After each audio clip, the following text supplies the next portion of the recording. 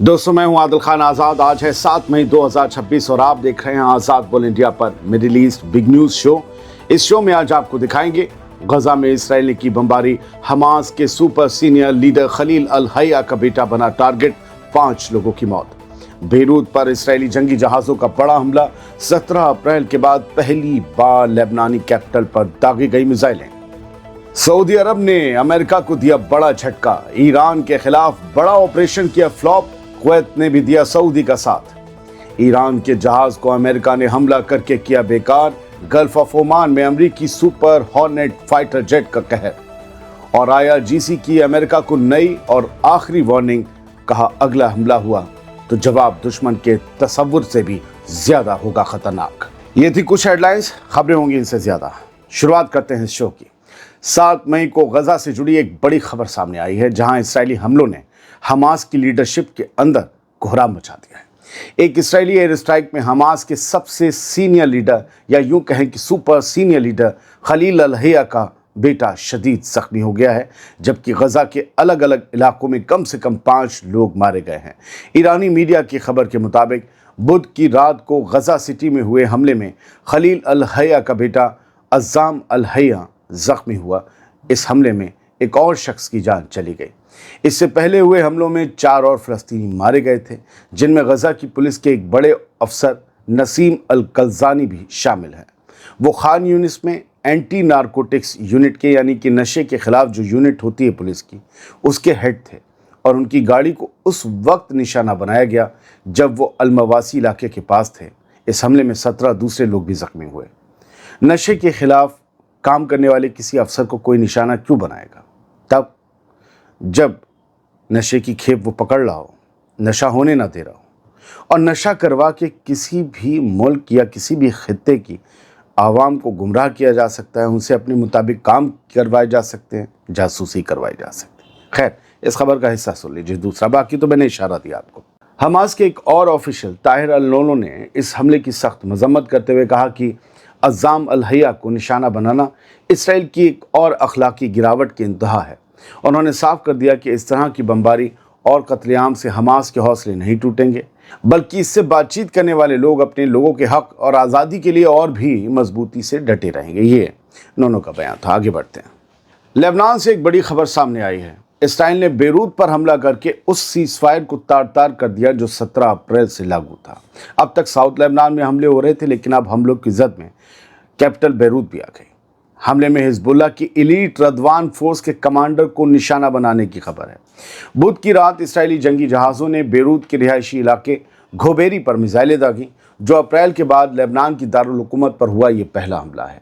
Lebanon की सरकारी news agency के मुताबिक इसराइली जहाज़ों ने 3 मिसाइलों से एक रिहायशी अपार्टमेंट को निशाना बनाया। ये हमला बेरूत के जुनूबी हिस्से में अंजाम दिया गया। इस हमले के बाद पूरे इलाके में दहशत फैल गई है और सीज़ फायर के मुस्तकबिल पर बड़े सवाल खड़े हो गए हैं।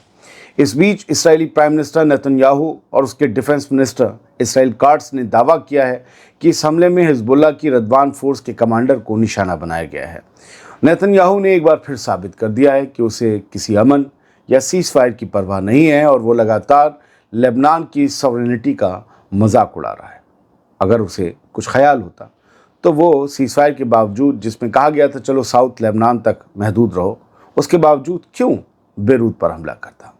इस ताज़ा हमले के बाद अब हिजबुल्लाह की तरफ से भी बड़े जवाबी एक्शन का अंदेशा जताया जा रहा है। अब सुनिए वो खबर जिसका जिक्र थंबनेल में था, जो आप सुनना चाहते हैं।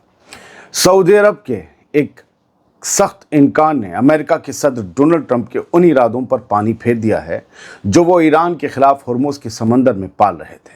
7 मई की सुबह अल जजीरा और दूसरे मीडिया आउटलेट से आई एक बड़ी रिपोर्ट के मुताबिक डोनाल्ड ट्रंप को अपना प्रोजेक्ट फ्रीडम इसलिए रोकना पड़ा क्योंकि सऊदी अरब ने अमरीकी जंगी जहाज़ों और फाइटर जेट्स के लिए अपना आसमान देने से साफ साफ इनकार कर दिया। इस बड़े सियासी उलटफेर की कुछ अहम बातें हैं जो मैं आपके सामने रखने जा रहा हूं। अमेरिका के सदर डोनाल्ड ट्रंप ने इतवार की दोपहर अचानक सोशल मीडिया पर होर्मुज़ का रास्ता खोलने के लिए मिलिट्री ऑपरेशन का ऐलान कर दिया था। ये सब आप जानते हैं, हमने बताया भी था। इससे सऊदी अरब की लीडरशिप काफ़ी खफा हो गई। जवाबी कार्रवाई में सऊदी अरब ने अमेरिका को इत्तला दी कि वो रियाद के पास मौजूद प्रिंस सुल्तान एयरबेस से ना तो अमेरिकी फाइटर जेट्स को उड़ान भरने देगा और ना ही अपने हवाई रास्ते यानी एयर स्पेस का इस्तेमाल करने देगा।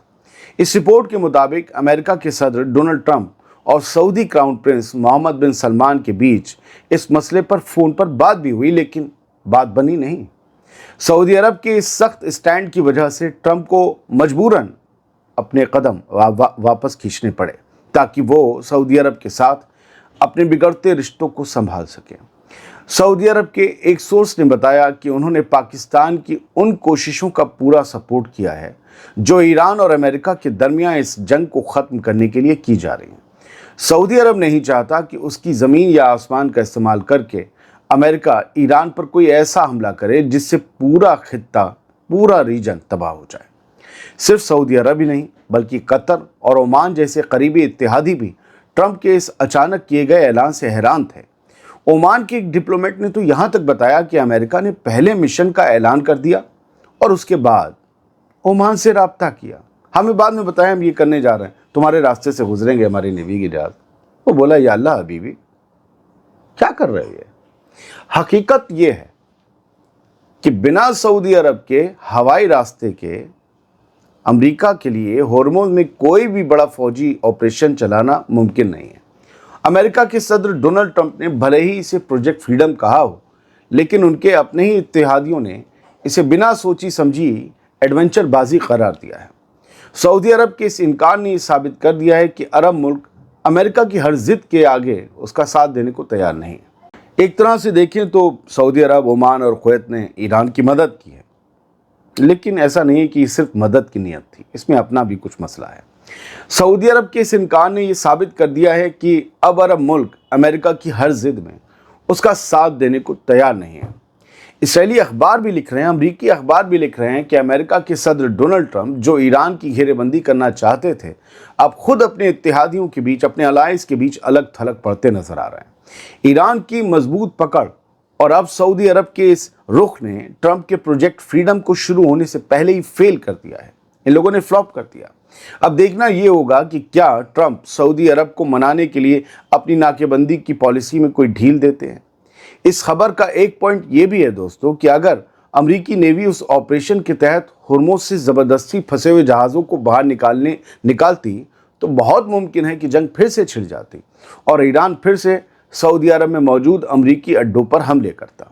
इस तरह से देखें तो सऊदी अरब ने न सिर्फ अमेरिका को इनकार किया या ईरान की मदद की, बल्कि एक बड़े कहर से खुद को भी बचाया है।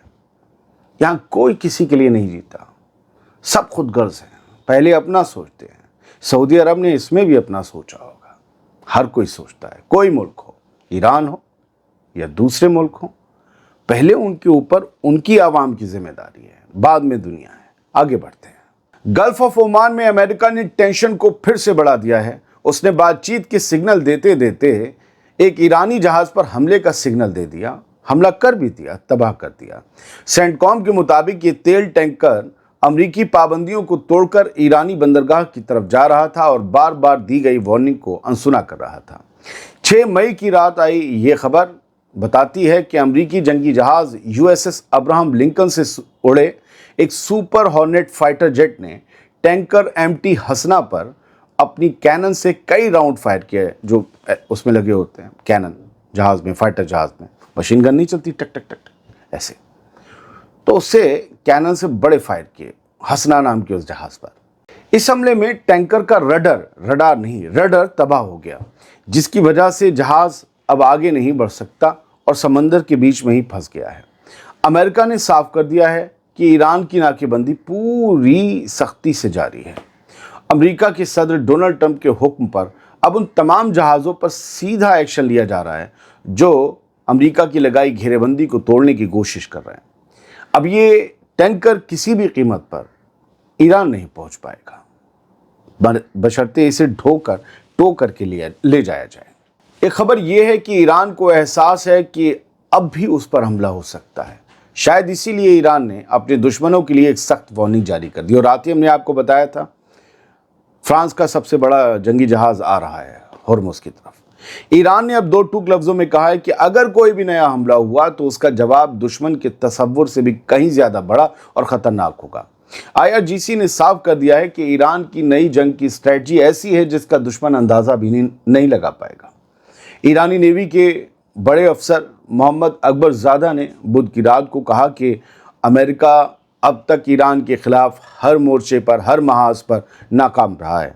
उन्होंने अमेरिका को याद दिलाया कि वो ना तो ईरान के सिस्टम को गिरा पाया, ना यूरेनियम छीन सका और ना ही स्ट्रेट ऑफ हॉर्मुज़ पर कब्जा कर पाया। ईरानी ऑफिशियल ने यह भी जिक्र किया कि दुश्मन ने ईरान को कमज़ोर करने की बहुत कोशिश की, लेकिन आयतुल्लाह सैयद अली ख़ामनेई की शहादत के बाद उनके बेटे आयतुल्लाह सैयद मुज्तबा ख़ामनेई की लीडर बनने से मुल्क और मजबूत हो गया।